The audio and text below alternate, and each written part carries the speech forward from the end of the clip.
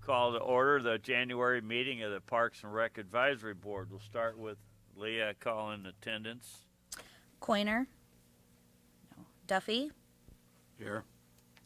Noth. Lamech. Here. Peterson.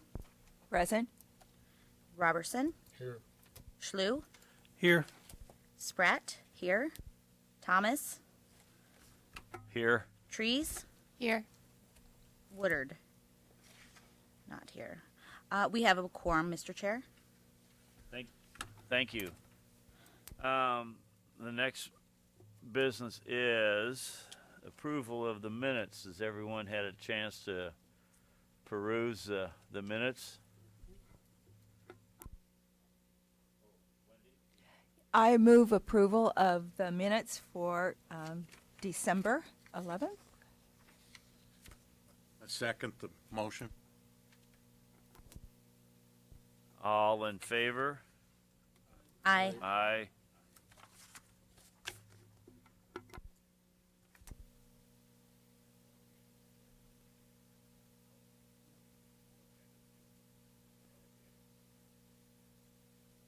Okay, public comment. Let's see. No, I don't see any public, so I guess there's no public comment. We'll move on to old business. Is there any old business?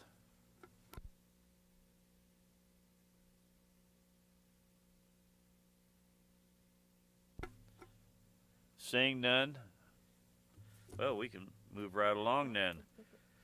New business is listed as Park Development Fund project list. So I think we'll turn this over to Chad, correct? Correct. In your packets, we have a list. Well, a little background first. Every year, we are allocated a CIP fund for the Park Development Fund that the Park Advisory Board prioritizes projects and then is eventually approved by City Council. So what you see in your packet is the preliminary start of that discussion. This is a list that has been identified and compiled by staff. There will be a second component to this. As you guys are aware, we had you guys go through a little exercise where you were reviewing some parks in your wards and doing write-ups for us. Those were due at the end of December. We are in the process of compiling those, and there will likely be some additional projects that come forward from those. So at the February meeting, we'll have a full, larger discussion with those included. We ask that by February 19th, the prioritization list from you guys would be submitted to us. And then at the March meeting, we will have the final slate for approval, and then it'll go on to council. So what I was going to go through is just the list we have in front of you currently. Feel free to also, as we go through this, if you have questions, chime in. Staff's here to answer any questions on anything specific. And then if you have additional items or things you think of along the way, we can certainly add those. The reason anything added late will give staff some time to prepare cost estimates from a proposed project. So with that, we'll just go through the list. The first four you see are all related to junior theater. A lift is their first priority. That's why it's rated highest, although it's on the lower end of the cost spectrum. But they have for years have gotten by with using basically ladders to do all their rigging work and light work, which has at times put staff at safety risks. So we are looking to purchase a one-man automated lift to help them with that work. The other three items under junior theater are space remodels, classroom studio space, the dressing room, and then the scene shop. If you're familiar with the campus at junior theater, the scene shop is actually in a separate building than the actual main building. We have several of those cottages that we use on the campus, and that's where they build and do all their scene preps for their performances, and it needs to be remodeled. The additional classroom studio space would give them additional space for additional programming, so that's a programmatic opportunity. And dressing room remodel would just bring those up to better standards because they're relatively small and dated at this time. Moving on, the Roosevelt Community Center improvements. This is a larger scale project. This would include new flooring, potentially carpeting within the center. It would include some window work. Or that's a separate CIP. Painting in the hallways. Sorry, I'm looking over to Betsy. And then weight room improvements. So it's a multi-phase or multi-improvement project for the Roosevelt Community Center. The next three are Vanderveer projects. The warming house at Vanderveer is in disrepair and needs to be updated. The stone building roof has some leaking issues, so we're looking to look at that as well. And then the glass replacement on the conservatory. Next one is River's Edge rental skate replacement. This is a large number. This isn't necessarily all needed at once. That would just be the total cost, 490 pairs of rental skates to replace them at once. We typically try to replace some every year, not necessarily through this fund, but through operations. But they've sort of caught up to us. So we are in need of not necessarily the entire amount, but maybe a quarter to a half would be ideal in the replacement of skates at River's Edge. Goose Creek Disc Golf, this was an item that was actually brought by the public to you guys that you guys talked about in early, I believe it was August meeting, one of my first meetings here. So we did some cost analysis and put that on the list. Jungie South Playground replacement. We typically, through this fund, replace a playground, one playground every year. Last year, I believe it was Peterson.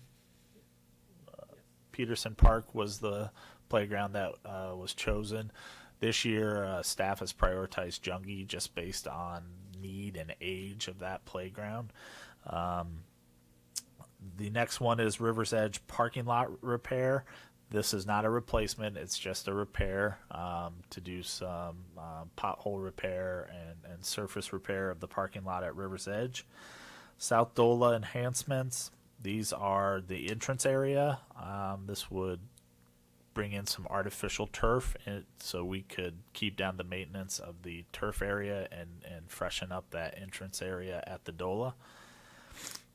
Fitness stations along recreation trails.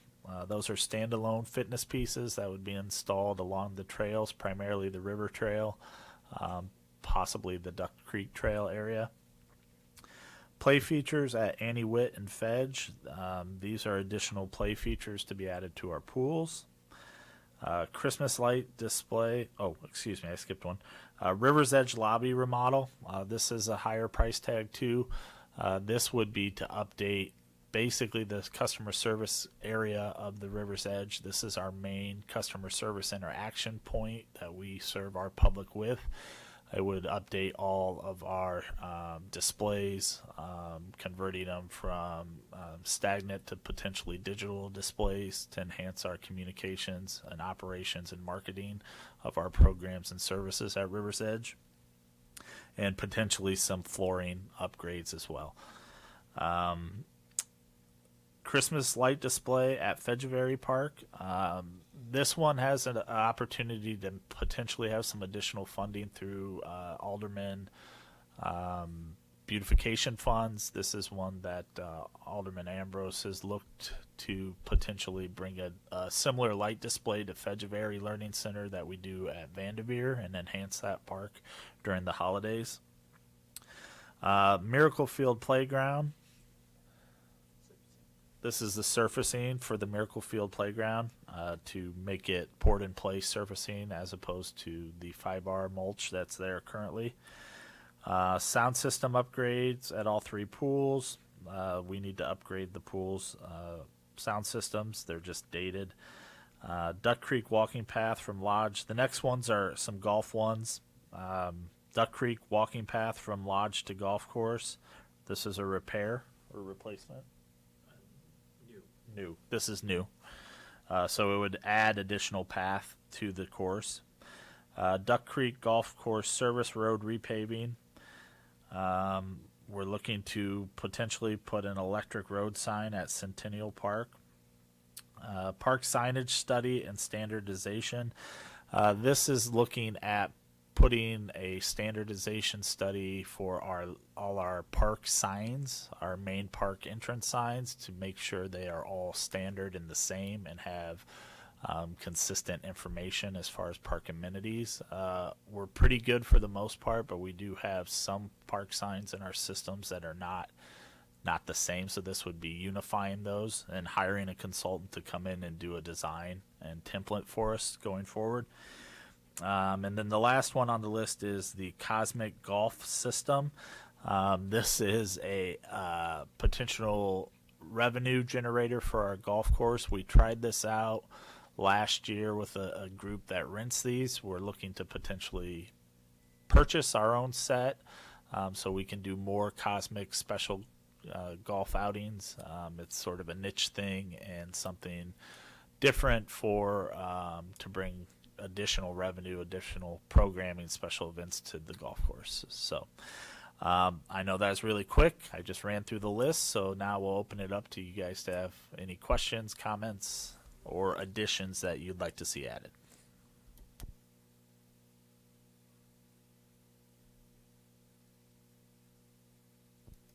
What is DOLA? I don't know what that is.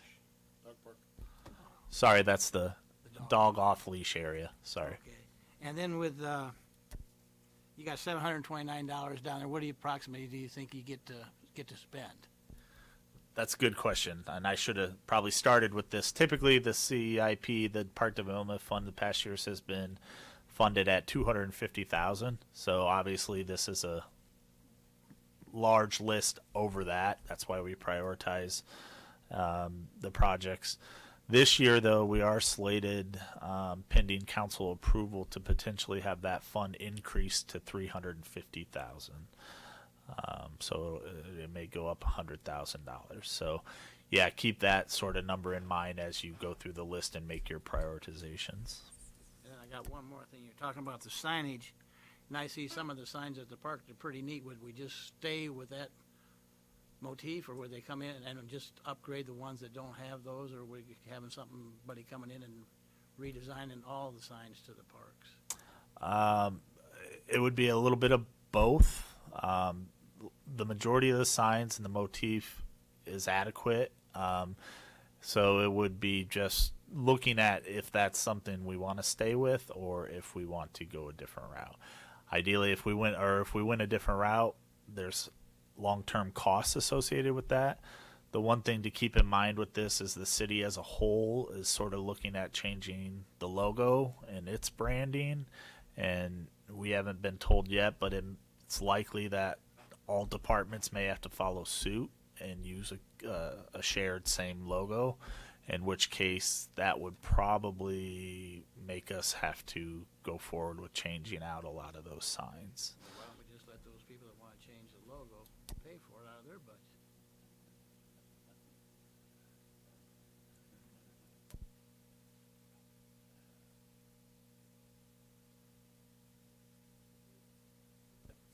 Could you expand on the play pool features, please, at the pools?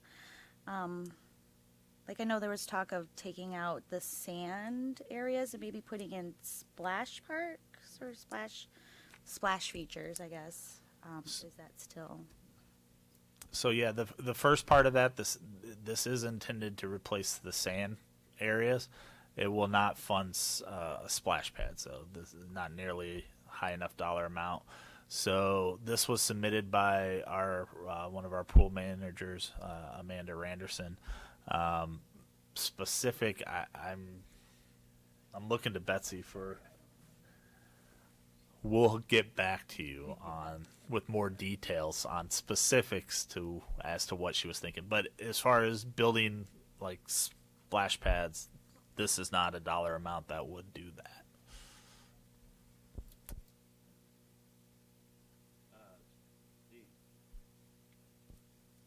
I got a question. Explain the electric road sign on Centennial Park.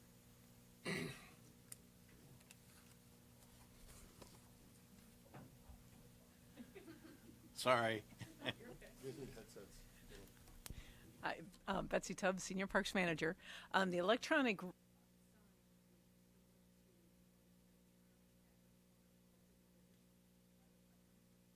museum, and as well at the corner of 29th and Eastern Avenue by the Annie Whitmire Pool.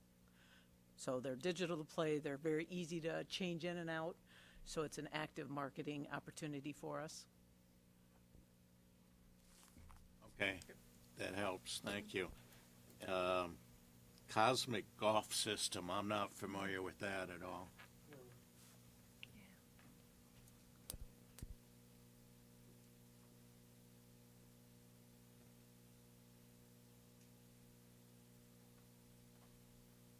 Hi, good morning. Hey, the golf Cosmic Golf is a lighted pieces of apparatus that are on the golf course that you hit to at night. And that test that he talked about that we did this trial that we did this summer, we had people standing in line to golf at night.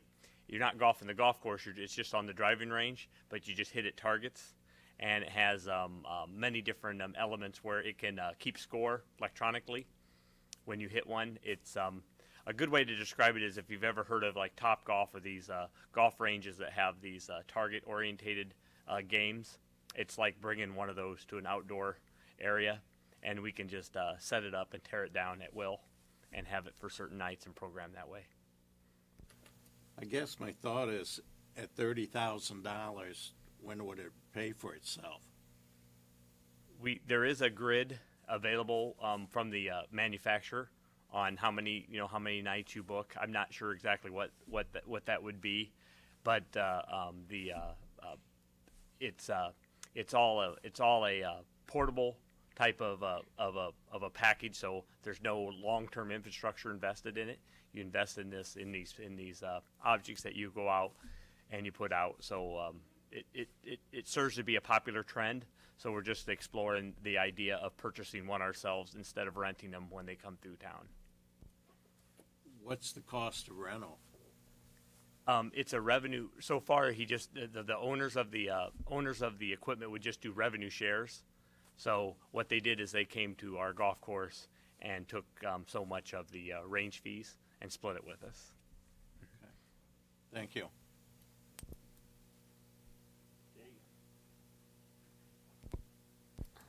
Don't go.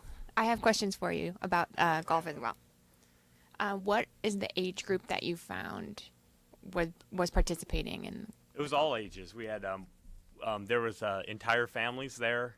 There was youth there. It probably a different element than what's typically at our golf course during the day. So it was a good. It did serve to be a good example of broadening our market. And how often, if we owned a set, would we be making it available? Like, what is it? 3 days a week?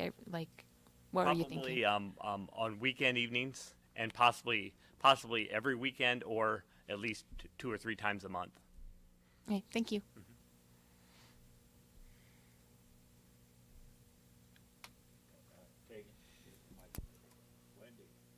I'm moving on to, well, it's kind of a question for you because it involves River's Edge.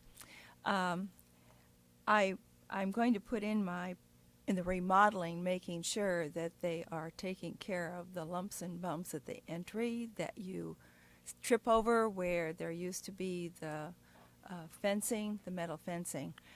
That seems to be, of all the things for remodel, definitely needs to happen. My question also is in regard to the River's Edge skate replacement. The biggest criticism I've heard when skating is shoelaces. And when you have a size 2 child skate and it's a 91-inch lace, you can imagine what chaos there is for kids moving in and out. I asked Ryan about that, and he said that shoelaces come when they order in a large packet, and you use the size and then you improvise. And I would hope that we would explore paying the bucks to get the right size that we need. It's chaos when skating lessons occur and those kinds of things. So if we're looking at the budget, please keep in mind those items. My last question is about, is not the Miracle Field itself, that surface is already done, and this pour in place is something different when I see the word playground? I just want to make sure I'm looking at the same thing. Right. So the Thanks, playground. Troy. The playground at the Miracle Field, the existing one we are relocating, so this would pay for the surfacing to be upgraded to a port and play where the new playground's going to be relocated. The surfacing for the actual Miracle Field has been purchased and paid for. That's what I Yep. thought. I just wanted to verify that. Yep. Thank you. You're correct.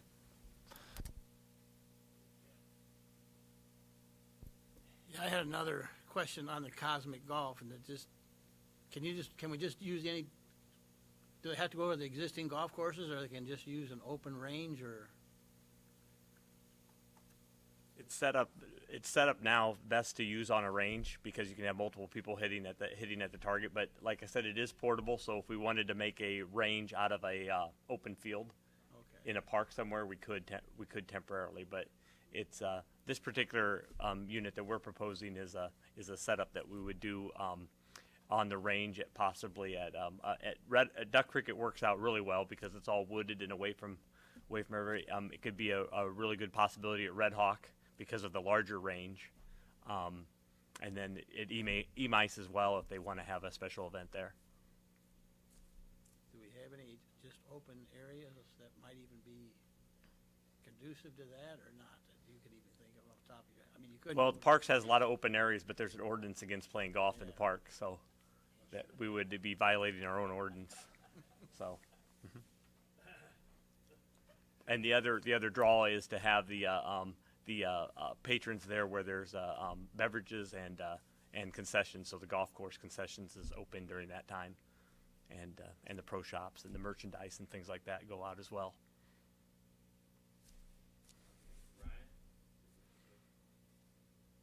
Yeah, just real quick, on the dog park stuff, was there going to be any addition to the park fund for Duck Creek Dog Park? Was that something that we had, like, even a plan for?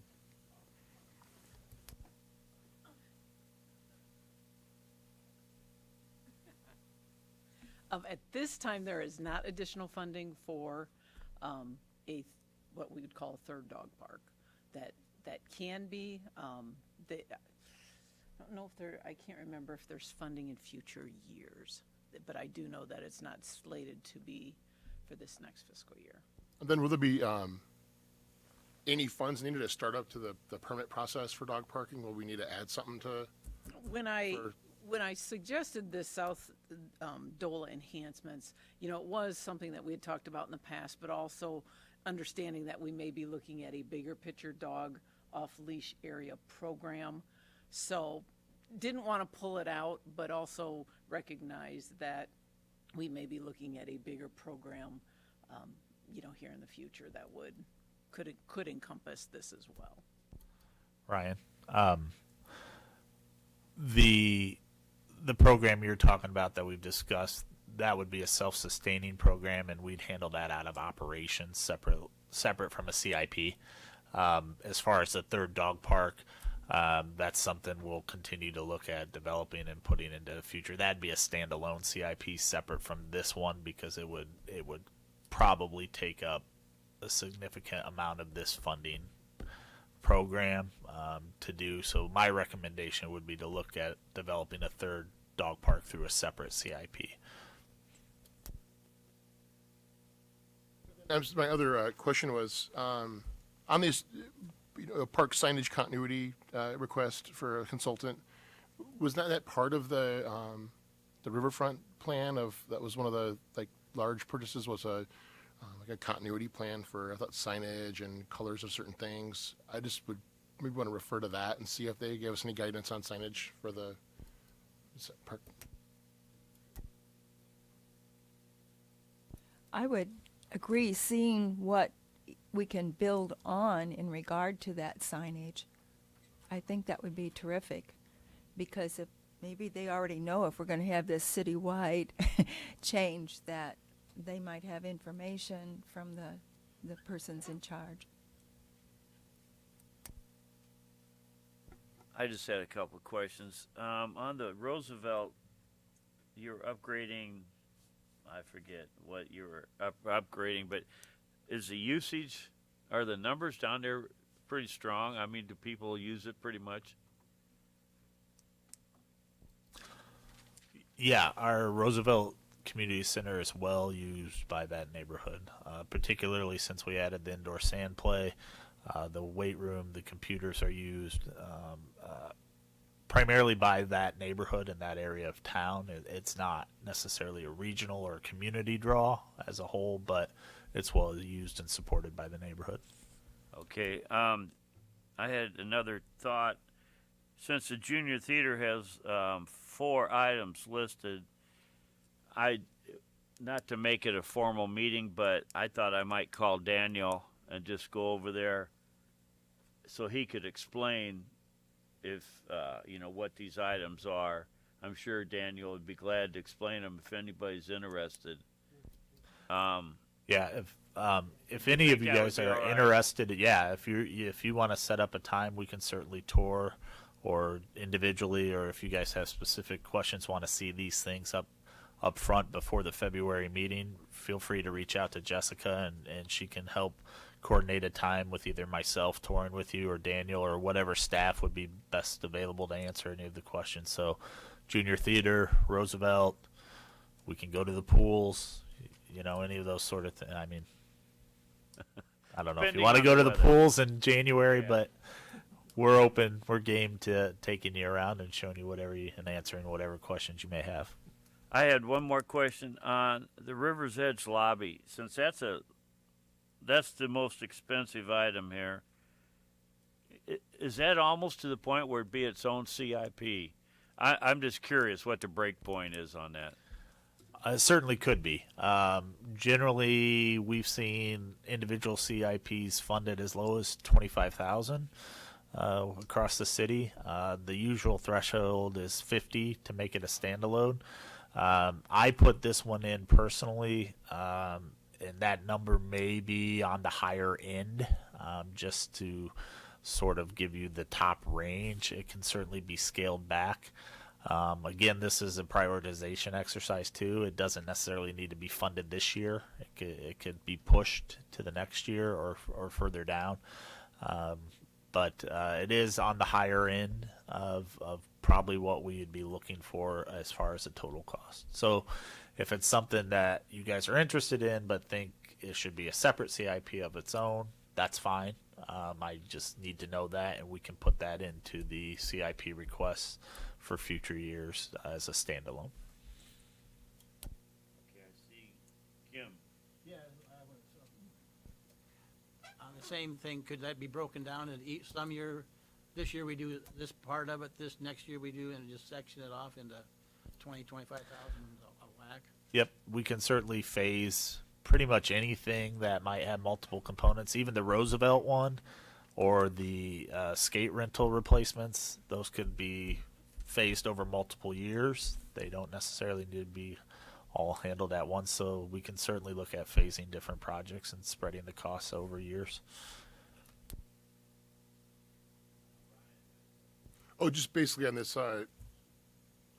River's Edge, that $70,000 would be like maybe new flooring and new paint. It's a real minimal, right? For $70,000, it would be a pretty minimal. I would look to replace, the top priority out of that would be to replace the customer service counter desk area and all the displays and signage to more of a digital format.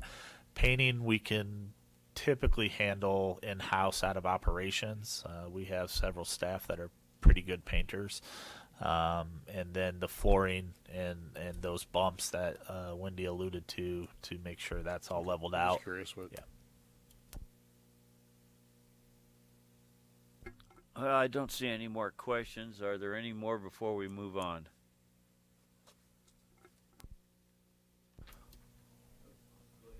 One last thing: is there any additional ideas that are not on this list that you guys have that you would like us to look at prior to the February meeting? I'm just sharing what I had written down from an evaluation standpoint. One of those things alludes to signage, and I think if push came to shove, just right now getting signage in Duck Creek Park that shows where people should go. There's nothing there that says you go this way, you follow the trail, and you go down and you'll find the tennis courts, et cetera, et cetera. There's no signage of that kind. So if there were a halt on a formal signage, I would totally support if there's some funds to squeak out to at least get some decent signage on directions within that park. That was really one of the key things. The other thing that I noticed, I did four parks, and it might be because I have an 11-year-old and I'm getting lots of feedback on what's hot in park play with an 11-year-old, and we can't change structures because many of them still are where they should be, early elementary. But what seems to be missing is something. I'll take, for example, Lindsay Park. There is a minimal playground there, and then you have the ballpark. And what do kids preteen have to do there? And so I suggested things like maybe looking at conversion of maybe a current non-used basketball court or something like that into volleyball. Volleyball is hot in the Quad Cities, and yet that's not a part of our piece. And the other thing I see all the time is gaga ball pits. And those are hot things for youth, and they may not be horribly expensive, but really looking at well-used parks and maybe introduce those kinds of play elements within the park. So those are things that came to the top of my list as I looked at my four.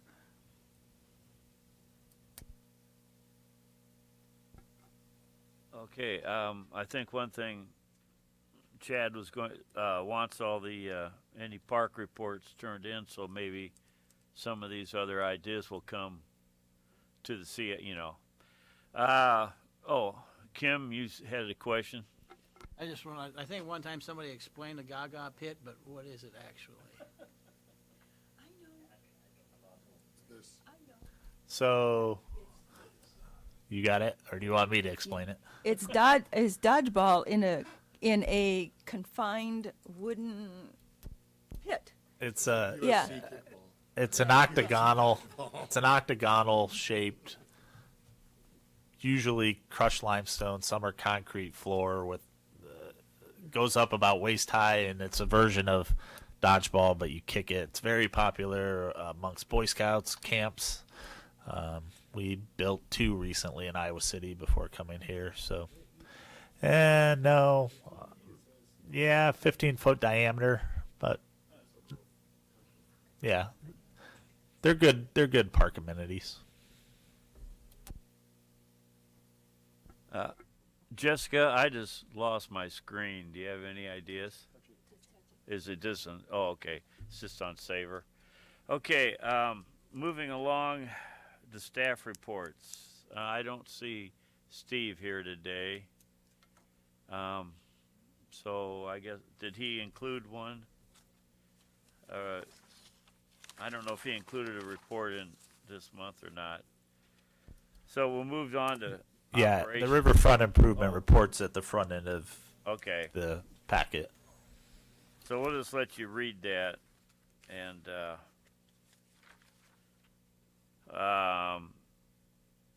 one thing I had a question about is what was the a week ago the city council approved spending something on Main Street Landing. Is this the next phase? You know? I believe that was approving the bids. It's in for the final of the flex lot for the raised wall and the planter. So it's finishing out the flex lot that's currently under construction.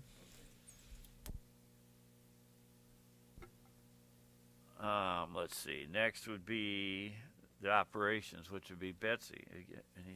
Anything to add to your?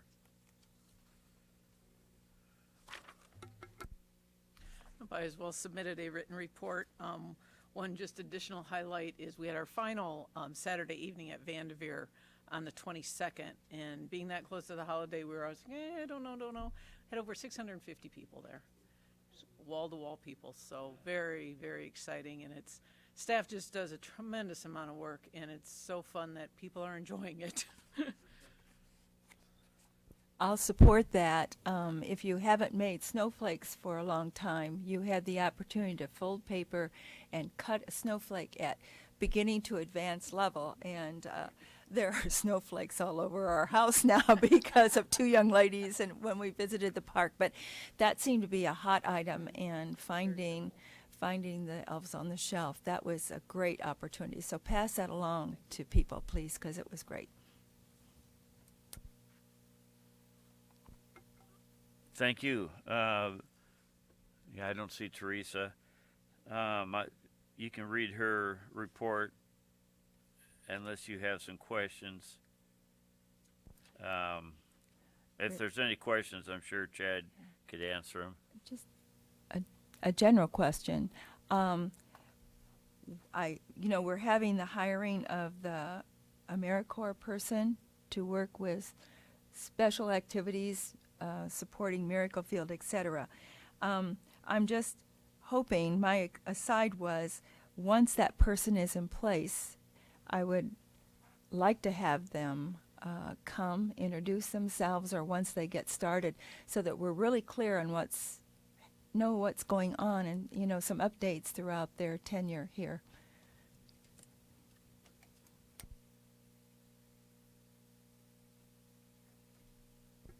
So that just leaves Mr. Chad's report. Oh, I'm sorry. Revenue facilities. We'd already talked to Troy. I'm sorry. That's all right. I don't have a lot to add this time of year either, but last week we had 3-on-3 soccer at the River's Edge. Went over really popular. That's kind of a trend.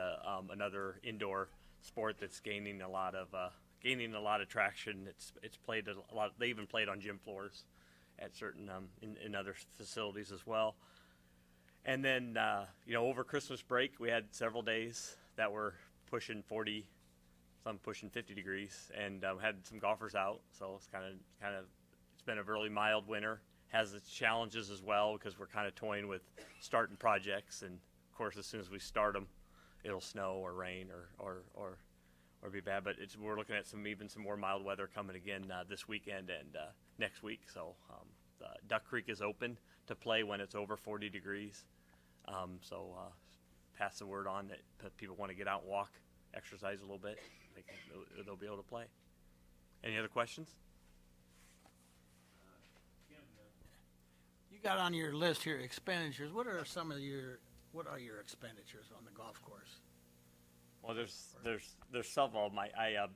So we submitted the report in the packet this week, or this time. So I don't know if you have a specific question on the expenditures. No, I mean, it looks like here it's just got a lump sum here. It says total expenditures $1,749,000. Like, that's all of our labor, our materials. okay, that's what I'm getting at. Labor, mowing the yards, fixing up the greens. I mean, all that stuff. I mean, anything that's super specific or super high, or Nope, just that's our annual expenses of all of our labor, all of our equipment that we use, and the in combination with some administrative costs that we have as being part of the park department. well, how many, when you go down there to the river's edge and you hit golf balls and you get like $5 for a bucket, how many balls in a bucket? 70. 70, okay. Good work. Wendy? Yeah, one thing that we don't have a report on is River's Edge. the income from both sides. Is that something we can see an overview of? Sure, I can provide that same report, that revenue Yeah, expenses. I report for think the that, River's Edge as well. it would give a good picture of that again at the start of the year. Okay.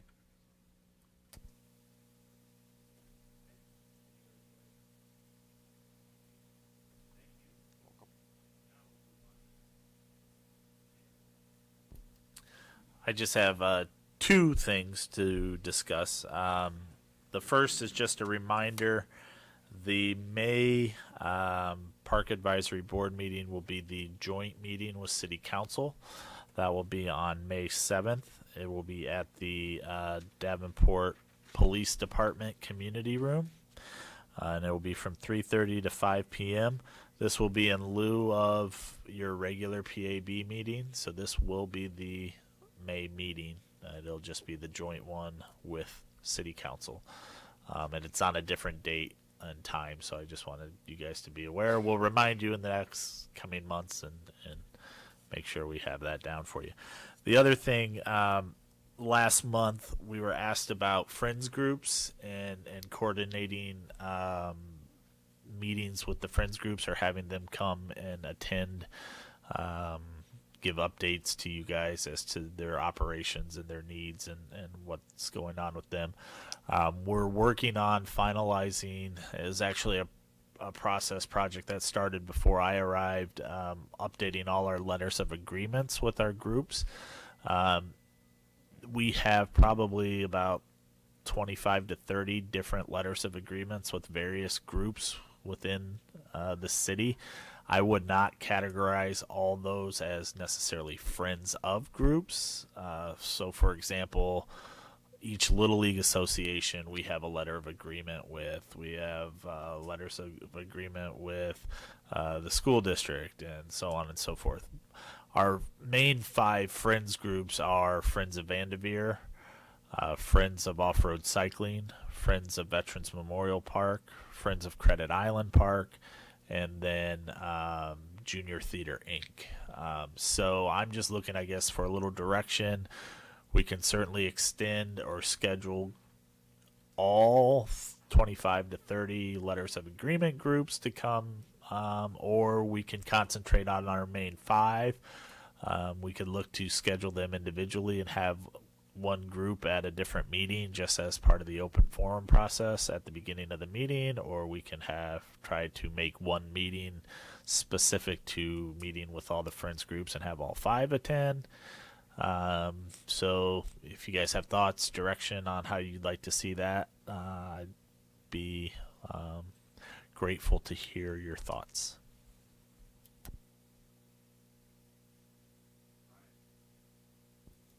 Oh, back on the friends group thing, I would suggest if we could get rolling on the Davenport, what we're gonna call it, Friends of Davenport Parks as a group.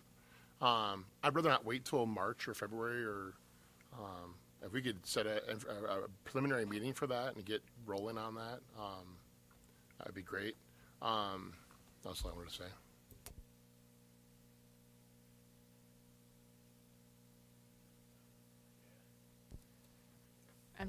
Just to directly answer your question, my preference, I don't know, would be maybe to have one group of meeting just as part of the open, just to give us updates or if they have projects that they're working on, that sort of thing.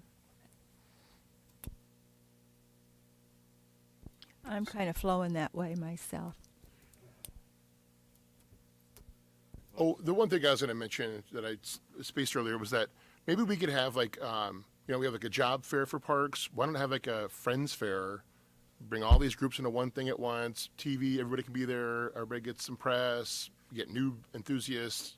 People get to use their parks better. I think that'd be a great idea too, to have like some kind of like friends fest. Let the pillars be pillars, but definitely let all the others come and tell about the organization. That'd be great. Yeah, something we could work on.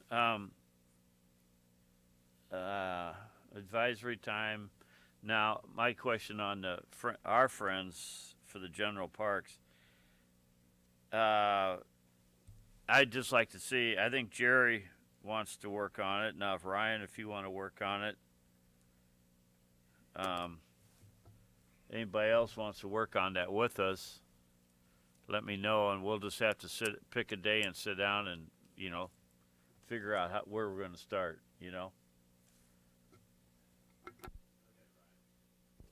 Yeah, it was just more that we would need to start as a group, and it would be completely removed from what we're doing here. It would be another autonomous, maybe in the future a nonprofit thing, but initially it'd have to be an incorporated Iowa entity, which we could do very easily. But just those steps will take at least 6 weeks to even get going to be able to have, meetings and a board of directors and stuff. But definitely we would be the ones that would facilitate starting that. Definitely not the forever heirs of it for sure, but we definitely need to set that up soon and get people involved. It'd be great.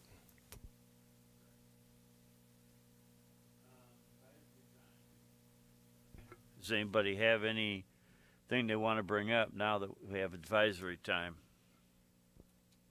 Go ahead, Wendy.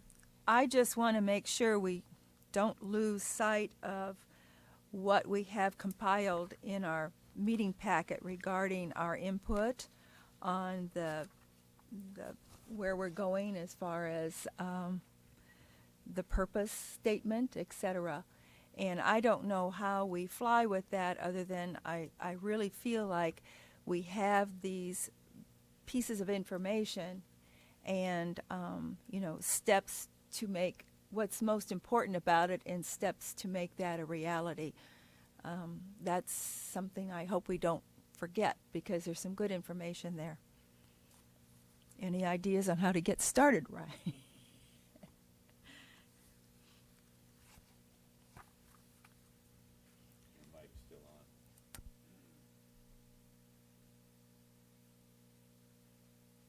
One other thing I wanted to ask Chad is this month on Saturdays, City Council will be discussing budget. Is there any day that would particularly apply to the parks? Do you know? So those meetings are, each day will have all departments covered. So the first day is operations, the next Saturday is covering CIP, and the last is just a general overview. All departments will be discussing their operations during operations, CIP. So to answer your question, we'll have discussion on our ops, our CIP, and overview on all three of those Saturdays, not any one particular one. And what's the time on those?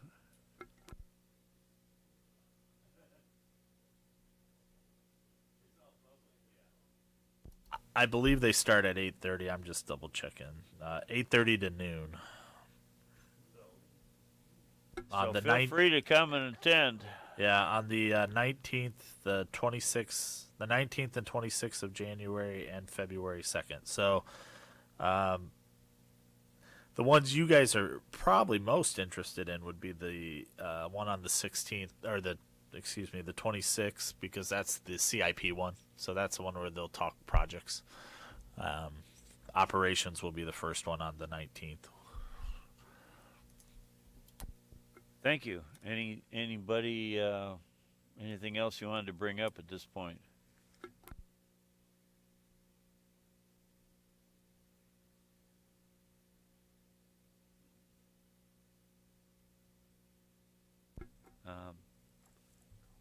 Do I hear a motion to adjourn? Leah. I'll move to adjourn. I'll move second. Ryan, second. Mike. All in favor? Aye. Aye. Opposed? Thank you.